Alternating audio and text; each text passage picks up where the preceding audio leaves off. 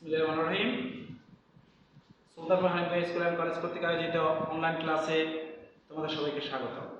আমি মোহাম্মদ সুমন।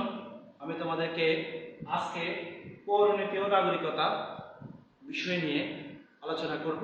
আমাদের আজকের পাঠ চতুর্থ অধ্যায় রাষ্ট্র ও সরকার ব্যবস্থা। প্রিয় শিক্ষার্থী, আজকে আমাদের এই আলোচনায় আমরা কিছু সময়ের মধ্যে আমরা চেষ্টা করব, অল্প যে সময় আমাদের ক্লাসের যে সময়টুকু আছে সেই সময়ের মধ্যে আমরা চেষ্টা করব আমরা পুরো বিষয়টা নিয়ে একটু ছোট আলোচনা করার জন্য, সরকার এবং নাগরিকতা বিষয়টি নিয়ে আলোচনা করার জন্য বা রাষ্ট্র নিয়ে আলোচনা করার জন্য। প্রিয় শিক্ষার্থী, প্রথমে তোমাদেরকে একটু জানিয়ে রাখা ভালো, প্রথমাংশ রাষ্ট্র মূলত কি, একটা রাষ্ট্র কখন হয়। একটা রাষ্ট্রের চারটা বৈশিষ্ট্য অবশ্যই থাকে। প্রথমটা হচ্ছে জনসংখ্যা, দ্বিতীয়টা ভূখণ্ড, তৃতীয়টা সরকার, আর সার্বভৌমত্ব। অর্থাৎ এই চারটা বৈশিষ্ট্য যে ভূখণ্ডের আছে সেটি হচ্ছে রাষ্ট্র। আর রাষ্ট্র এবং সরকার দুটা ভিন্ন জিনিস। আমাদের এখানে যে আজকে রাষ্ট্র এবং সরকার দুটা বিষয় নিয়ে আছে, এই দুটা ভিন্ন জিনিস। রাষ্ট্র হচ্ছে পুরো একটা রাষ্ট্র, আর সরকার হচ্ছে রাষ্ট্রের একটা উপাদান মাত্র। চারটি উপাদানের মধ্যে সরকার হচ্ছে একটা উপাদান, আর বাকি তিনটি উপাদানের কথা কি বললাম? ভূখণ্ড, জনসংখ্যা এবং সার্বভৌমত্ব। প্রিয় শিক্ষার্থী, আমরা আজকে তোমাদের সে রাষ্ট্র নিয়ে কথা বলবো। রাষ্ট্রকে আমরা সাধারণত তিনটা ভাগে ভাগ করি। একটা হচ্ছে অর্থনীতির ভিত্তিতে, ক্ষমতার উৎসের ভিত্তিতে, আর ক্ষমতা বন্টনের নীতির ভিত্তিতে। প্রিয় শিক্ষার্থী, আমি আবার বলছি, তোমরা একটু মনোযোগী হও। আমরা রাষ্ট্রকে সাধারণত তিনটা ভাগে ভাগ করে থাকি। একটা হচ্ছে অর্থনীতির ভিত্তিতে, আর একটা ক্ষমতার উৎসের ভিত্তিতে, আর একটা হচ্ছে ক্ষমতা নীতির ভিত্তিতে। প্রিয় শিক্ষার্থী, আমাদের প্রথমে অর্থনীতির ভিত্তিতে। অর্থনীতির ভিত্তিতে যেটা, সেটা হচ্ছে সম্পত্তি এবং অর্থনীতি, এই দুটার উপর নির্ভর করে রাষ্ট্রকে আমরা দুভাগে অর্থনীতির ভিত্তিতে যে রাষ্ট্রের যে উপাদানটা, সে ভাগটা, সেই ভাগটাকে আমরা দুভাগে ভাগ করি। একটা হচ্ছে পুঁজিবাদী, আর একটা হচ্ছে সমাজতান্ত্রিক। পুঁজিবাদীটা কি আর সমাজতান্ত্রিকটা কি, একটু বিষয়টা তোমরা একটু ভালোভাবে খেয়াল করো, তাহলে বুঝতে পারবে। প্রথমে পুঁজিবাদী। পুঁজিবাদী হচ্ছে সম্পদ, একটা রাষ্ট্রের যে অর্থনীতির চালিকা শক্তি, সেখানে যেমন শ্রম, ভূমি, তারপরে মূলধন বা ব্যবস্থাপনা, পুরো বিষয়টা যখন জনগণ নিয়ন্ত্রণ করবে, যদি পুরো বিষয়টা জনগণ নিয়ন্ত্রণ করে, তবে সেটা হবে পুঁজিবাদী রাষ্ট্র। অর্থাৎ ওই রাষ্ট্রটা 16 আনা নিয়ন্ত্রণ, শ্রম, মূলধন, অর্থনীতি এবং বা ব্যবস্থাপনা, পুরোটা যদি নিয়ন্ত্রক জনগণ হয়ে থাকে, তবে সেটা হচ্ছে পুঁজিবাদী রাষ্ট্র। আর সমাজতান্ত্রিক রাষ্ট্রটা ঠিক তার বিপরীত। সমাজতান্ত্রিক রাষ্ট্রটা পুঁজিবাদী রাষ্ট্রের পুরোপুরি বিপরীত। সেখানে অর্থনীতি, ভূমি, তারপরে ব্যবস্থাপনা, তারপরে সবকিছু, ব্যবস্থাপনা বা মূলধন, পুরো ব্যাপারটা জনগণ, সরকার নিয়ন্ত্রণ করে। সমাজতন্ত্রের মধ্যে জনগণ নিয়ন্ত্রণ করবে, আর সমাজতন্ত্রের মধ্যে সরকার নিয়ন্ত্রণ করবে, আর পুঁজিবাদীর মধ্যে জনগণ নিয়ন্ত্রণ করবে। আমি আবার একটু বলে রাখছি, পুঁজিবাদীর মধ্যে নিয়ন্ত্রণ করবে জনগণ, আর সমাজতন্ত্রের মধ্যে নিয়ন্ত্রণ করবে সরকার। এবার সরকার রাষ্ট্রের আরেকটা ভাগ হচ্ছে ক্ষমতার উৎসের ভিত্তিতে। ক্ষমতার উৎসের ভিত্তিতে সাধারণত দুই ভাগে ভাগ করা হয়েছে। একটা হচ্ছে গণতান্ত্রিক রাষ্ট্র, আর একটা হচ্ছে একনায়কতান্ত্রিক রাষ্ট্র। প্রথমে তোমাদেরকে আমি গণতান্ত্রিক রাষ্ট্র সম্পর্কে একটু বলি। গণতান্ত্রিক রাষ্ট্রের মূল চালিকা শক্তি, মূল ক্ষমতার মালিক হচ্ছে জনগণ। সেখানে জনগণের মাধ্যমে মূলত গণতান্ত্রিক রাষ্ট্রটা নিয়ন্ত্রণ করা হয়ে থাকে। প্রিয় শিক্ষার্থী, গণতান্ত্রিক রাষ্ট্রের গণতান্ত্রিক রাষ্ট্রের ব্যবস্থা অনেকগুলো গুণ আছে। যেমন তোমাদেরকে বলে রাখা ভালো, একটা হচ্ছে ব্যক্তি স্বাধীনতা রক্ষা কবচ হচ্ছে গণতান্ত্রিক রাষ্ট্র। অর্থাৎ একজন মানুষ, একটা দেশের জনগণ, তার ব্যক্তিগত স্বাধীনতা, তার বাক স্বাধীনতা, সে কিছু বলবে, সবকিছুর নিয়ন্ত্রক হচ্ছে গণতান্ত্রিক রাষ্ট্র, জনগণ। ধরো গণতান্ত্রিক রাষ্ট্রের মধ্যে একজন লোক চাইলেই সরকারের বিরুদ্ধে কথা বলতে পারে, সরকারের সমালোচনা করতে পারে, চাইলেই তার অধিকার নিয়ে কথা বলতে পারে। এটা গণতান্ত্রিক রাষ্ট্রের সুবিধা। এরপর আসলে দায়িত্বশীল শাসন। অর্থাৎ যেহেতু গণতান্ত্রিক রাষ্ট্রে জনগণ ভোটের মাধ্যমে বা তাদের মত প্রকাশের মাধ্যমে তাদের প্রতিনিধি নির্বাচন করে সরকার গঠন করে। সেক্ষেত্রে প্রত্যেকটা সরকার তারা তাদের দায়িত্বশীল ভূমিকা পালন করে, অর্থাৎ তারা এমন কোনো কর্মকাণ্ড করে না যে কর্মকাণ্ডের মাধ্যমে জনগণ তাদের উপর ক্ষুব্ধ হবে বা তারা পরবর্তীতে সরকার গঠনে অসুবিধা হবে। সেক্ষেত্রে তারা জনগণের প্রত্যেকটা অধিকার নিয়ে তারা দায়িত্বশীল ভূমিকা পালন করে। এরপর আসো সরকারের দক্ষতা বৃদ্ধি। জনগণের মত প্রকাশ, জনগণের বাক স্বাধীনতা, এই সবগুলো যদি প্রকাশ পায় তখন যে কোনো একটা রাষ্ট্র বা যে কোনো একটা সরকার জনগণের স্বার্থ সিদ্ধির জন্য, জনগণের স্বার্থ রক্ষার জন্য তারা দায়িত্বশীল ভূমিকা পালন করবে।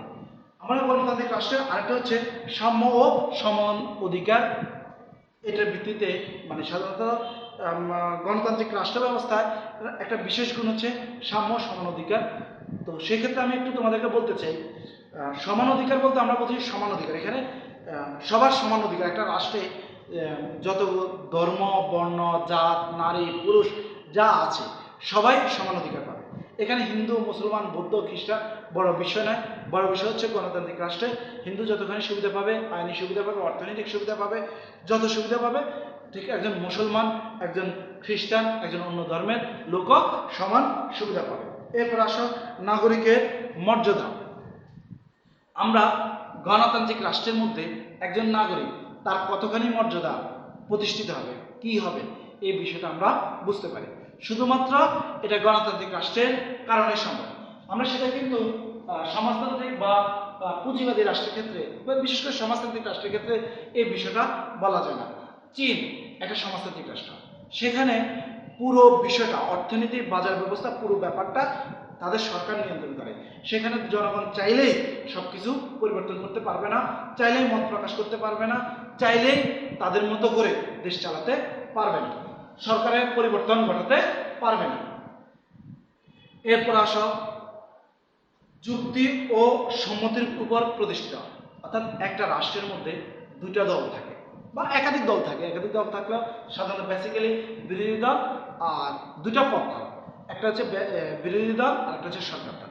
সরকার দল নিজের একক সিদ্ধান্তে যে কোনো সিদ্ধান্ত নিতে পারবে না গণতান্ত্রিক রাষ্ট্রে, কারণ তাকে অবশ্যই বিরোধী দলের মত প্রকাশের উপর গুরুত্ব দিতে হবে। সেখানে বিরোধী দল বা দেশের জনগণ যেমন ইচ্ছে মত প্রকাশ করতে পারে, দেশের স্বার্থে মত প্রকাশ করতে পারে, সেটা অবশ্যই সরকার দলকে বিবেচনা নিতে হয়, যেটা গণতান্ত্রিক রাষ্ট্রের বিশেষ সুবিধা। এরপর আসো রাজনৈতিক শিক্ষালাভ। একমাত্র গণতান্ত্রিক রাষ্ট্রে রাজনৈতিক সঠিক চর্চাটা হয়ে থাকে বলে আমি মনে করি। আর সেখানের মধ্যে প্রত্যেক লোকেই চাইলে গণতান্ত্রিক রাষ্ট্রের মধ্যে তাদের মত প্রকাশ করতে পারে। আর বিপ্লবের সম্ভাবনা আরেকটা গণতান্ত্রিক রাষ্ট্রের একটা দিক হচ্ছে, গুণ হচ্ছে বিপ্লবের সম্ভাবনা কম থাকা। বিপ্লবের সম্ভাবনা সাধারণত কম হয়, এর কারণ হচ্ছে যেহেতু মত প্রকাশের সুবিধা থাকে, রাষ্ট্রের পরিবর্তনের সুবিধা থাকে, সরকার জনগণের কথা বা জনগণের মতের উপর নির্ভর করে বা জনগণের উপর নমনীয় থাকে, সেই জন্য মত প্রকাশের সুবিধা থাকার কারণে সচরাচর বিপ্লব ঘটে না, যেটা অন্য ব্যবস্থাগুলোতে ঘটে থাকে। এখানে গণতান্ত্রিক রাষ্ট্রের উপর গণতান্ত্রিক রাষ্ট্র ব্যবস্থায় এই ধরনের কোনো পরিবর্তন ঘটে না। প্রিয় শিক্ষার্থী, আমরা শিখলাম এখন গণতান্ত্রিক রাষ্ট্র ব্যবস্থার কয়েকটি গুণ সম্পর্কে।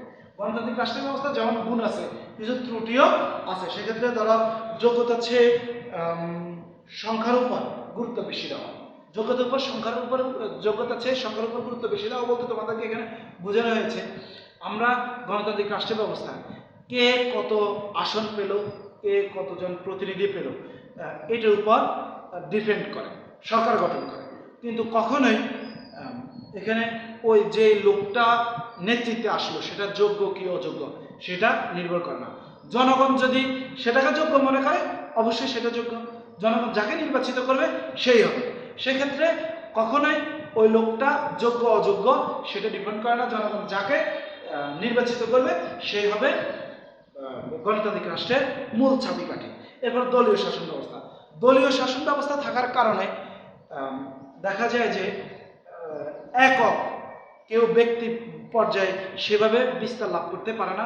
দলীয় শাসন ব্যবস্থার কারণে দলীয় যে যাকে নমিনেশন দেওয়া হয়, দলীয় সিদ্ধান্ত যেভাবে দেওয়া হয় সেভাবেই মূলত জনগণ মত প্রকাশ করে বা আমাদের দেশের রাজনৈতিক কর্মীরা রাজনৈতিক লোকজন মত প্রকাশ করার চেষ্টা করে। এরপরে আবার দেখা যায় ব্যয়বহুল একটা অপচয় হয় নির্বাচনের ক্ষেত্রে। গণতান্ত্রিক শাসন ব্যবস্থায় একটা বড় সমস্যা তাদের ভোট বা প্রতিনিধিরা নির্বাচনের সময় লিফলেট ব্যানার এগুলো করতে গিয়ে দেখা যায় যে একটা বড় ধরনের অপচয় হয়। এরপরে ঘন ঘন নীতির পরিবর্তন করতে হয়। এছাড়া আরও অনেকগুলো ছোটোখাটো ত্রুটি আছে। সম্মানিত প্রিয় শিক্ষার্থী, আমরা আজকে যে বিষয়গুলো নিয়ে আলোচনা করলাম সেটা হচ্ছে গণতান্ত্রিক রাষ্ট্র ব্যবস্থার কয়েকটি গুণ নিয়ে আলোচনা করলাম, তারপরে এটা কয়েকটা ত্রুটি নিয়ে আলোচনা করলাম। আমরা পরবর্তী ক্লাসে আরও অনেক বিষয় নিয়ে আলোচনা করব। প্রিয় শিক্ষার্থী, আমার বিশ্বাস তোমরা আমাদের পরবর্তী ক্লাসগুলোতে আমাদের সাথে থাকবে। আমরা রাষ্ট্রের পরবর্তী বিষয়গুলো নিয়ে, যেমন আজকে আমরা অর্থনীতির ভিত্তিতে আলোচনা করলাম, সেখানে পুঁজিবাদী রাষ্ট্র সমাজতান্ত্রিক রাষ্ট্র নিয়ে আলোচনা করলাম। তারপরে ক্ষমতার উৎসের ভিত্তিতে আলোচনা করলাম, সেখানে গণতান্ত্রিক রাষ্ট্র বিষয়ে আলোচনা করলাম, একনায়কতান্ত্রিক রাষ্ট্র বিষয়ে এখন আমরা আলোচনায় আসিনি। প্রিয় শিক্ষার্থী, তোমরা অবশ্যই বিষয়গুলো ভালোভাবে দেখবা, এই সারটা তুলে নেবা, পড়বা। পরবর্তীতে আমরা এই বিষয়গুলো আরও ভালোভাবে দেখব। সবাই ভালো থাকবে, সুস্থ থাকবে। অনলাইন ক্লাসে সবাইকে স্বাগত। আমি বিদায় নিচ্ছি। আল্লাহ হাফেজ।